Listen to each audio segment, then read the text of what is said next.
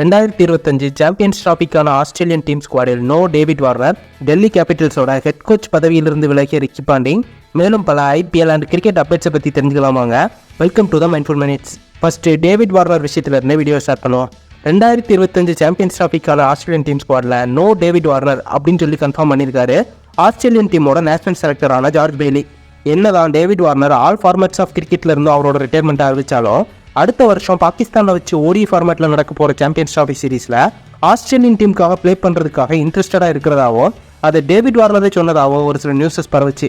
But அந்த நியூஸஸ்க்கெல்லாம் முற்றுப்புள்ளி வைக்கிற விதமாக ஆஸ்திரேலியன் நேஷனல் டீம் செலக்டரான ஜார்ஜ் பெய்லி என்ன சொல்லியிருக்காருன்னா, பாகிஸ்தானில் நடக்க போகிற எங்களோட அப்கமிங் டோர்னமெண்ட்ஸ்க்கான பிளானில் டேவிட் வார்னர் கண்டிப்பாக இல்லை அப்படின்னு சொல்லியிருக்காரு. நடந்து முடிஞ்ச T20 வேர்ல்டு கப் சீரீஸ்லேருந்து ஆஸ்திரேலியன் டீம் எலிமினேட் ஆனதுக்கப்புறமா டேவிட் வார்னர் சோஷியல் மீடியாவில் ஒரு போஸ்ட் ஒன்று போட்டிருந்தாரு.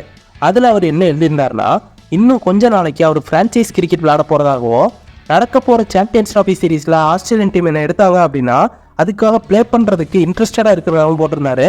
பட் இப்போ ஜார்ஜ் பெய்லி கன்ஃபார்ம் பண்ணதுக்கப்புறமா இனிமேல் அதுக்கு வாய்ப்பில்லை ராஜா அப்படின்னு தான் நமக்கு தெரியுது. போன வருஷம் ஆஸ்திரேலியா 50 ஓவர் வேர்ல்டு கப்பை ஜெயிச்சதுக்கப்புறமா டேவிட் வார்னர் ஓடிஐ ஃபார்மேட்ஸ்லேருந்து அவரோட ரிட்டையர்மெண்ட் அனௌன்ஸ் பண்ணார். அதே மாதிரி போன வருஷம் கடைசியாக பாகிஸ்தான் டீமுக்கு எதிரான ஒரு டெஸ்ட் சீரீஸை ப்ளே பண்ணதுக்கப்புறமா டெஸ்ட் ஃபார்மேட்ஸ்ல இருந்து ரிட்டையர் ஆனார். டேவிட் வார்னர் இது வரைக்கும் 383 கேம்ஸ் ஆஸ்திரேலியன் டீமுக்காக ப்ளே பண்ணி 18,995 ரன்ஸ் அடித்தது மட்டும் இல்லாமல் 2 ODI world cup, T20 world cup மற்றும் டெஸ்ட் சாம்பியன்ஷிப் டிராஃபியையும் ஆஸ்திரேலியன் டீமுக்காக வாங்கி கொடுத்துருக்காரு. இப்படிப்பட்ட ஒரு பிளேயருக்கு கடைசியாக ஒரு டைமாக அந்த சாம்பியன்ஸ் டிராஃபி சீரீஸில் ஒரு வாய்ப்பு கொடுத்து பார்க்கலாமே அப்படின்னு தான் நான் நினைக்கிறேன். நீங்கள் என்ன நினைக்கிறீங்க? தென் இப்போ நம்ம டெல்லி கேபிட்டல்ஸோட புது ஹெட் கோச் விஷயத்துக்கு வருவோம். டெல்லி கேபிட்டல்ஸ் டீம் கூட 7 வருஷங்களாக இணைந்து பணியாற்றிய அந்த டீமோட ஹெட் கோச்சான ரிக்கி பாண்டிங் இப்போ ஹெட் கோச் பதவியிலிருந்து விலகுறாரு அப்படின்ற ஒரு நியூஸை அந்த டீமோட டைரக்டரான சௌரவ் கங்குலி ரீசெண்டாக ஒரு இன்டர்வியூவில் சொல்லியிருந்தாரு. ஆனால் ரிக்கி பாண்டிங் அவரே விலகுறாரா இல்லை அவர்கிட்ட இருந்து எதிர்பார்த்த அளவுக்கான பெர்ஃபார்மன்ஸ் வரல அப்படின்னு சொல்லி டீம் மேனேஜ்மெண்ட்டே அவரை தூக்கிட்டாங்களா அப்படின்னு தெரியல. பட் என்ன பொறுத்த வரைக்கும் இவர் அந்த டீமோட ஹெட் கோச்சாக இருந்த 7 வருஷத்துல 2020 மட்டும்தான் அந்த டீமை ஃபைனல் வரைக்கும் எடுத்துகிட்டு போனார்.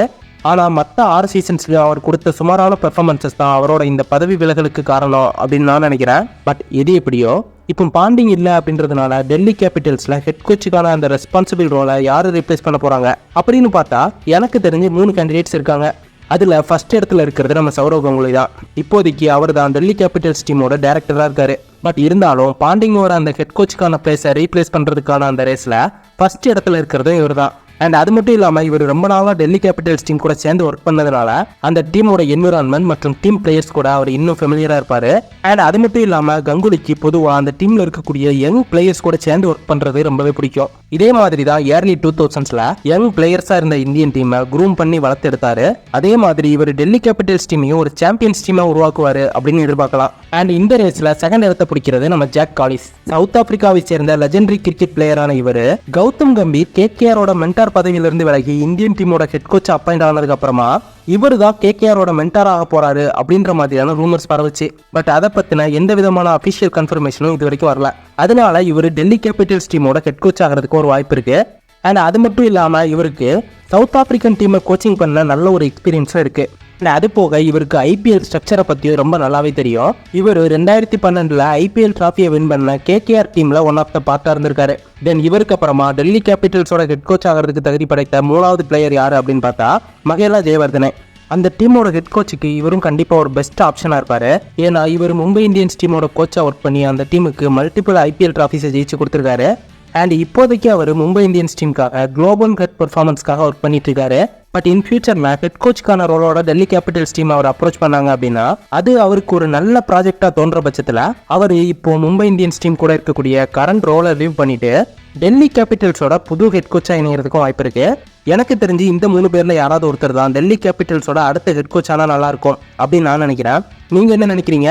உங்களோட ஹெட் கோச்சுக்கான சாய்ஸஸ் யார் அப்படின்றத மறக்காமல் நம்ம சேனலை சப்ஸ்கிரைப் பண்ணிட்டு கமெண்ட் செக்ஷனில் சொல்லுங்கள். நெக்ஸ்ட் வீடியோவில் உங்களை வந்து சந்திக்கிறேன். Bye guys.